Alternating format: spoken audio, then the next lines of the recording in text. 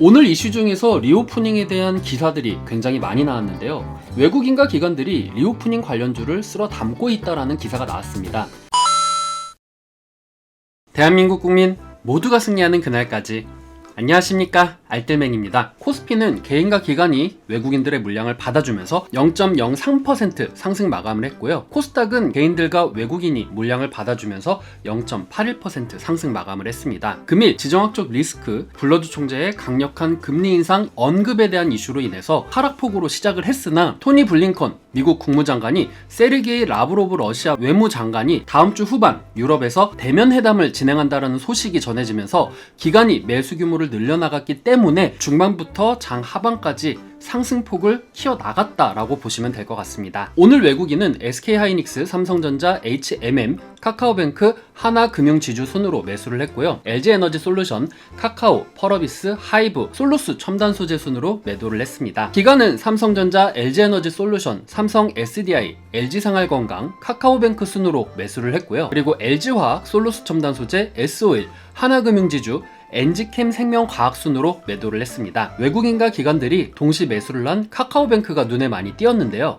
2022년도 2월 셋째 주 금융업계 기상도를 보면은 신한, KB, 우리, NH, 카카오, K, 토스뱅크까지 해당 기업들이 맑음으로 나왔습니다. 카카오뱅크의 이슈로는 카카오뱅크는 인터넷 전문은행 최초로 주택담보대출을 선보였다라고 합니다. 상환 방법에 따라서 금리가 달라지는데요.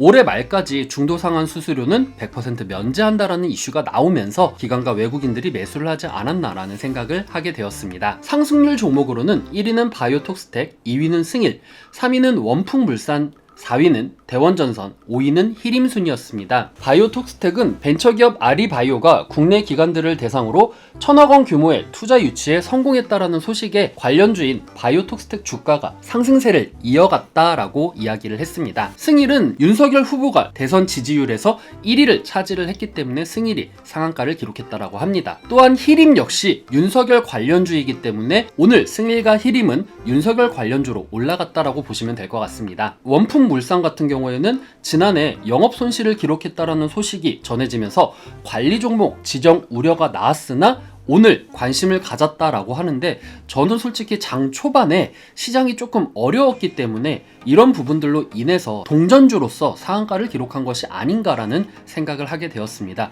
해당 주식은 뭐 단타로 접근은 가능하겠지만 투자의 관점으로는 정말 리스크가 있는 투자가 될 수 있으니 유의를 하시면 좋을 것 같다라는 생각이 들었습니다. 오늘 뉴스 중에서 정말 특징적인 뉴스가 있었는데요. 시장을 어떻게 바라볼 것인가에 대한 이슈였습니다. 시장이 조기 긴축 우려를 상당히 반영하고 있는 만큼 3월 FOMC의 영향력도 크지 않을 것으로 내다봤는데요. 지금 현재 3월 FOMC 회의에서 50bp까지 인상이 되고 그리고 7번의 인상 시나리오까지 이미 시장에는 반영이 되었다.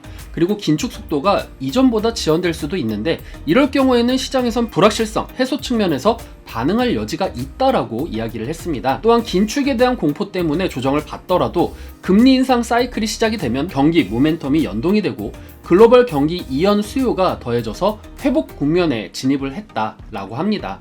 이런 점을 감안했을 때 2분기에는 주가 흐름이 양호할 것이다 라고 이야기를 했습니다. 그리고 이에 따라서 우크라이나 사태가 진정될 경우 증시도 반등 모멘텀을 잡을 수 있다라고 이야기를 했고요. 그리고 하반기에는 인플레이션 진정 여부를 지켜볼 필요가 있다라고 이야기가 나왔습니다. 오늘 이슈 중에서 리오프닝에 대한 기사들이 굉장히 많이 나왔는데요. 외국인과 기관들이 리오프닝 관련주를 쓸어 담고 있다라는 기사가 나왔습니다.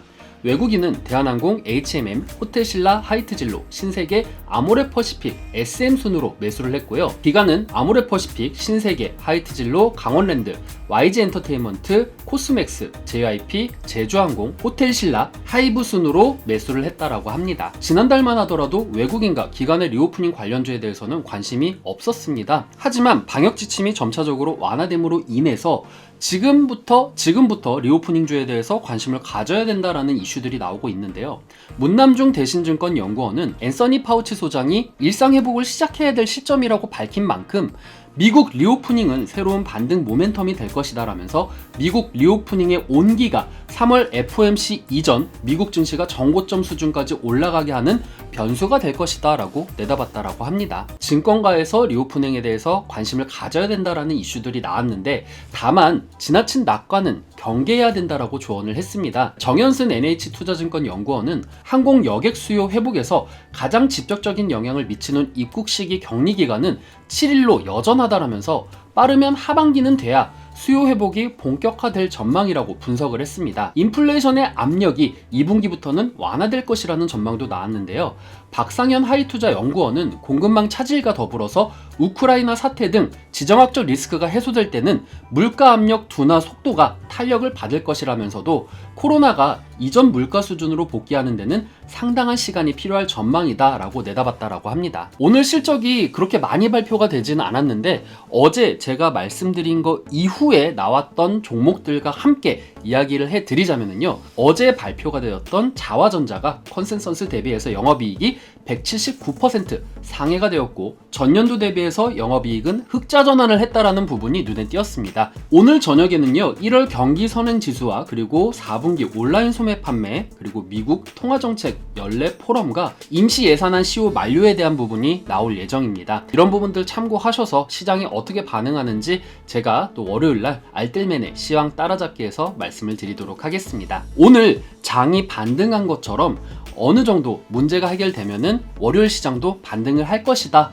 라고 생각이 됩니다. 어쨌든 시장에 압력을 주고 있는 요소는 지정학적 리스크 그리고 그로 인한 유가의 상승, 인플레이션의 상승, 이 인플레이션을 억제하기 위해서 금리를 어떤 식으로 조치를 취할 것이냐 라는 부분에 대한 언급들, 이런 부분들이 시장의 발목을 잡고 있다라고 생각을 합니다. 제일 먼저 첫 단추를 풀어야 될 부분은 외교적인 부분으로 지정학적 리스크를 해소하는 부분이기 때문에 이런 부분들 유심히 지켜보면서 월요일날 증시는 어떨 것이다 추측을 하시면서 시장에 대응을 하면 좋을 것 같다라고 생각이 됩니다. 참고로 다음 주 월요일은 조지 워싱턴의 탄생일을 기념하는 대통령의 날이라고 해서 미장은 휴장을 하고요. 국장은 운영을 하니 이런 대외적인 변수에 대해서 조금 더 우리가 곤두세워서 이런 부분을 추적해 나가는 것이 더 중요하다라고 생각을 하겠습니다.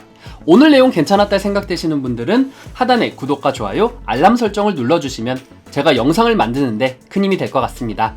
오늘도 시청해주셔서 감사합니다.